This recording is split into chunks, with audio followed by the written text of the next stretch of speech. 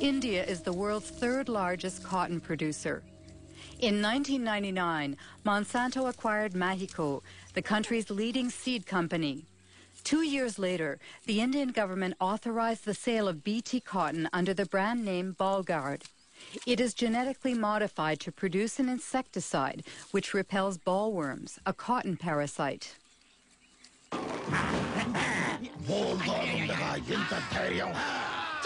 బోల్గాడ్తో రాత్రి పగలు రక్షణ చూశారా బోల్గాడ్ శక్తి యొక్క వాగ్దానం స్ప్రే తక్కువ లాభం ఎక్కువ బోల్గాడ్ ప్రతి విత్తనాలు కాయదొలుచు పురుగులతో పోరాడే శక్తి. Since 2001, Kiran Sakari and Abdul Gayam have been closely following the transgenic cotton grown by small farmers in the Warangal district. Every year, the two agronomists publish a report comparing bioengineered cotton with conventional cotton in terms of yields and production costs. In 2006, the harvest was ravaged by a disease that affects transgenic cotton. This is a Bolgard field. We can see some of the rhizoctonia affected plants. You see, if you remove the bark of a healthy plant, it won't be like this, like threads. See, it's a classic example of rhizoctonia infestation. The farmers, they have never seen that. And when we were doing our study from 2001, we have noted this disease on very few samples in the BT cotton only. And as the time passed, the spread was seen more and more in the BT fields as well as some non-BT fields also.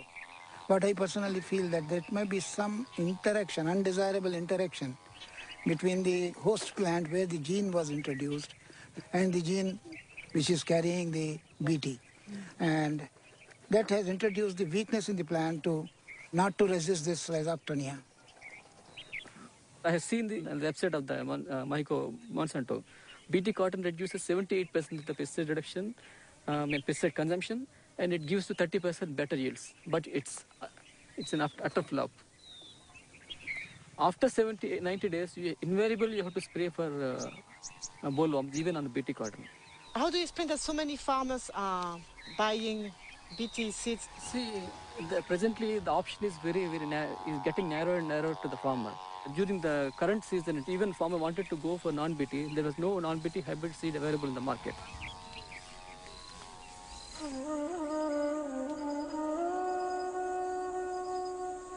Today in India, Monsanto controls nearly all of the cottonseed market, forcing the locals to buy its seeds at prices 4 times higher than conventional varieties.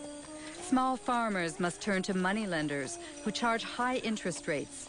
If the harvest is poor, it means bankruptcy, a vicious circle which is decimating Indian villages.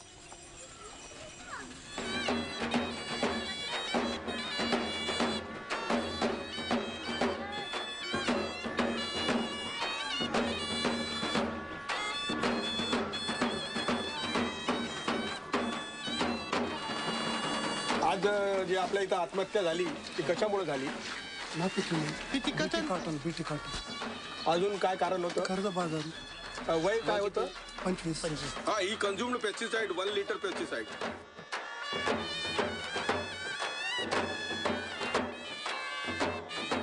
पहिलं decide आहे का? नाही. जगात किती झाली?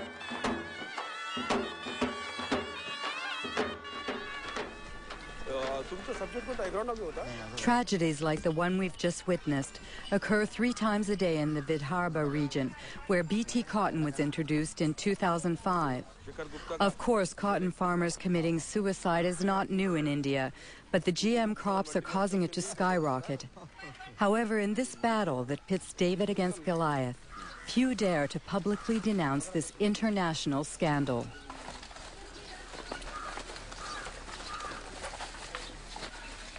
This is Vidarbha's rice growing belt. So if you see, the minimum suicides are there. But this is the cotton growing area. The result of the BT cotton is the first year 600 suicides from June 2005 to 2006. Second year, still today, within 6 months, 680 suicides. So It's a disaster. It's a complete disaster, yes. All these technologies, either it is GM or biotechnology, they're actually making the farmers completely dependent on the market. Because not only that you have to pay more for the seed procurement, but you have to fertilize it. And this very claim that no spraying is required, no pesticide required, is also false.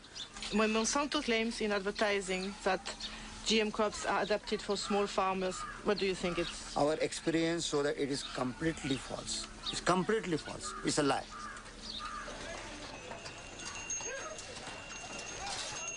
On this day in December of 2006, a revolt was brewing in the largest cotton market in the state of Maharashtra. 3 days later, riots broke out and dozens of small farmers, including Kishore Tiwari, were arrested. बहुत कम भाव में ले रहे माल और काश्तकार करके परेशान हो रहे। तुमचं किती आहे कर्ज? 32,000 rupees a day. तुमचं 60,000 rupees a day. तुमचं 50,000 rupees a day. 20,000 rupees a day. 50,000 rupees a day. 15,000 rupees a day. लोकांना बीटी लावायचं नाही पुढच्या हातवर. They don't want to go for the BT.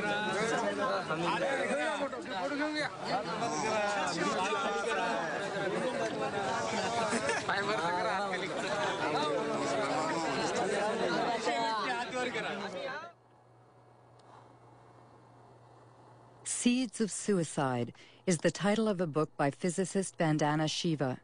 She won the Alternative Nobel Prize and heads the Navdana organization, which aims to conserve traditional seeds.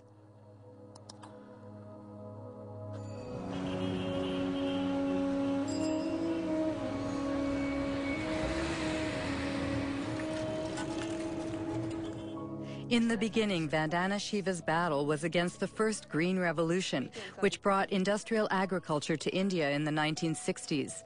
Today, she denounces what she calls the second Green Revolution, that of GMOs protected by patents.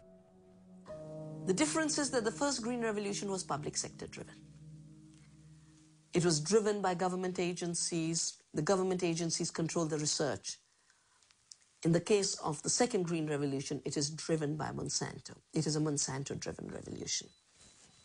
The second big difference is that the first Green Revolution did have a hidden objective of selling more chemicals. But its first objective was providing food. It was food security. And yes, they grew less pulses, they grew less oilseeds, but they did grow more rice and wheat. It fed people. The second Green Revolution has nothing to do with food security. It's not about food security. It is about returns to Monsanto's profits. That's all it is about. They've always said genetic engineering is the way to get to patenting, but patenting is the real aim. If you look at Monsanto's research agenda, they are testing at this point something like 20 crops with BT genes in them. There's nothing they're leaving untouched. The mustard, the okra, the brinjal, the rice, the cauliflower. Once they have established the norm that seed can be owned as their property, royalties can be collected, we will depend on them for every seed we grow, of every crop we grow. If they control seed, they control food, they know it, it's strategic, it's more powerful than bombs, it's more powerful than guns. This is the best way to control the populations of the world. Monsanto responds to Ms. Shiva's persuasive argument by brandishing its pledge: integrity, dialogue, transparency, and sharing. We want to participate constructively in the process by which societies around the world try to develop good answers to those questions. Are the products going to be safe for the environment? How are they going to affect biodiversity? How are they going to affect other plants and insects and birds? What about outcrossing of genes? What happens if genes do outcross into wild species? To me, that means, among other things, listening carefully and respectfully to all points of view. Despite Robert Shapiro's placid demeanor, he has just touched on a subject that greatly troubles GMO opponents, transgenic contamination, which Monsanto prefers to call an adventitious presence that's part of the natural order. According to a study led by Berkeley professor Dr. Ignacio Chapela, GMOs have already contaminated Mexican corn. But when the scientific journal Nature published the study's findings, it triggered a violent controversy.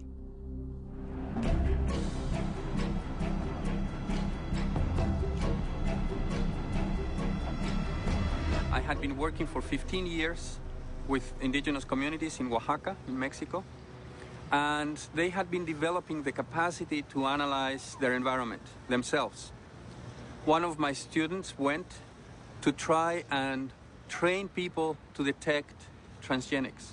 We brought with ourselves a positive control. That was a can of corn from the US that we knew was transgenic, and we were looking for a negative control. And we thought the best negative control is going to be corn from the local places, because we all believed that was the cleanest, the most well-preserved source of corn in the world. So the surprise came when we looked at these samples and we discovered that the samples that we all believed would be non-transgenic had already transgenic DNA within them. It was a very big surprise for us to discover that these land races of corn that were kept by people locally and supposedly maintained over 10,000 years had already been reached by transgenic contamination, mostly from the US.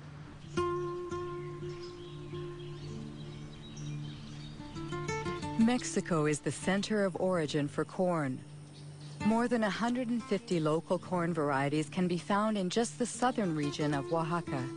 This extensive biodiversity is a treasure, the world's genetic reservoir of corn. Millions of Mexican farmers have maintained it for thousands of years. This corn is for the family? Yes, only for the family. We use it to make tortillas. This year is a good size, so we'll save it as seed for next year's planting. You don't buy your seeds? No. You exchange them? Yes, it's our ancient barter system.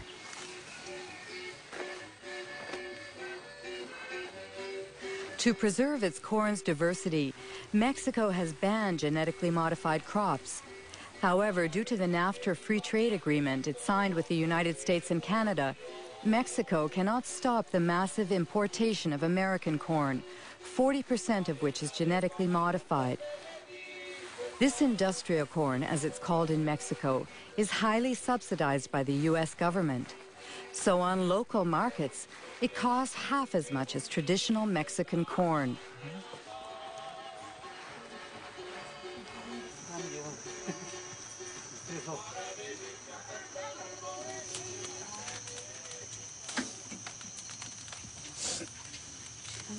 Do you always make your tortillas with local corn? Yes. It's natural and has a better yield. Also, it's more nourishing because it comes from pure soil.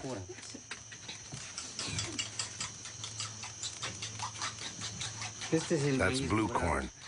In the past, my ancestors only planted this kind of corn. Today, we maintain it as well.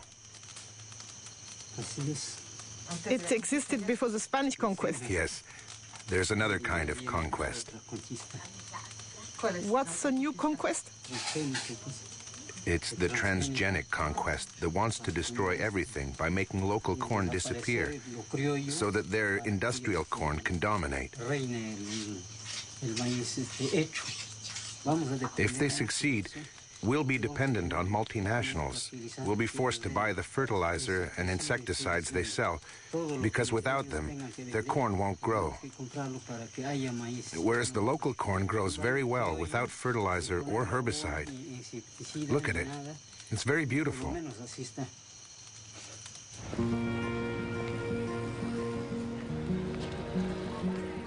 Ignacio Chapela's article provoked a violent reaction in Mexico. Since then, the National Ecology Institute